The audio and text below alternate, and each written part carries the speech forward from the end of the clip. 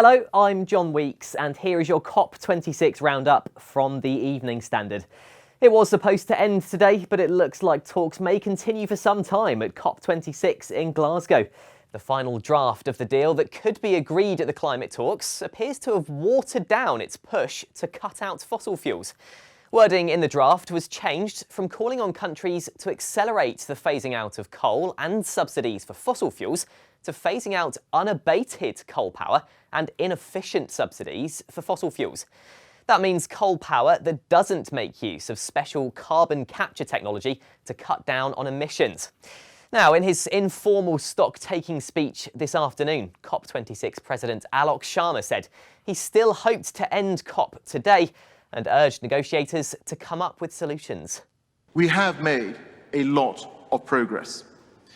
And I'm grateful for the accelerated efforts on finance in particular after I shared my concerns with you all yesterday morning on the slow pace at which these discussions had been moving.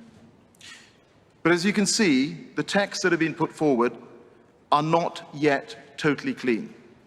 Brackets or options have been retained where there was not sufficient clarity on the way forward. And this is despite the extensive discussions in the negotiating rooms and my team and my own bilateral engagement to date. Across the full suite of the draft decisions, a small number of key issues remain which require our urgent collective attention. And on these key issues, my ministerial co-facilitators and I simply did not have sufficient clarity on a way forward that would enjoy broad consensus. And that is the purpose of this plenary today, to hear from you on the solutions that you have refined together overnight, which would allow us to finalise our work here in Glasgow. It was a rocky last day for COP though, starting with Scotland's First Minister Nicola Sturgeon calling for Boris Johnson to return to the conference for the last day of talks. My message to the Prime Minister is come back here, use your position as President of this COP to really drive progress and push people as far as we can get them, because every inch forward that this text takes, of course, is another inch towards getting the world onto a path where we avoid climate catastrophe, and nothing, literally nothing, is more important than that. Meanwhile, more protests took place on the last day outside the COP site. Oxfam used the world on fire imagery to get their point across.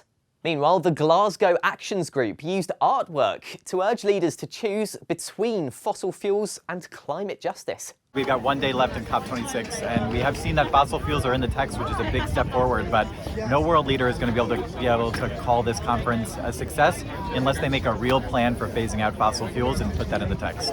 And some activists took to deflating tyres of expensive SUVs parked around Glasgow. They left tickets on the windscreens explaining that the cars had been targeted because of their high emissions. Now, some key positive commitments have been made so far. 190 countries, banks and organisations have agreed to phase out coal power and end support for new coal power plants. Elsewhere, more than 100 world leaders have promised to end and reverse deforestation by 2030, including Brazil, which is, of course, home to the Amazon. And an alliance of more than 90 nations has pledged to reduce methane emissions by at least 30% by 2030. But with the highs, there have been some lows at COP26. One of the biggest disappointments was the absence of Russia's Vladimir Putin and China's Xi Jinping, who instead sent delegates to the conference. Another criticism of COP26 was the fact fossil fuel companies sent the largest delegation to the summit, with more than 500 people linked to the industry there. And neither the US nor China, two of the world's most coal-dependent countries, signed up to quit coal. At the conference earlier on, Executive Vice President of the European Commission, Frans Timmermans, made a speech encapsulating the emotional side of the climate debate, talking about the future for his one-year-old grandson. An hour ago, my son Mark sent me a picture of my grandson, Kees, who's 1 year old.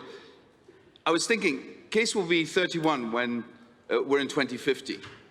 And it's quite a thought to understand that if we succeed, he'll be living in a world that's livable, He'll be living in an economy that is clean, with air that is clean, at peace with his environment. If we fail, and I mean fail now in the next couple of years, he will fight with other human beings for water and food. For the latest updates, visit the website standard.co.uk, where we'll be covering any and all updates from the climate conference in Glasgow.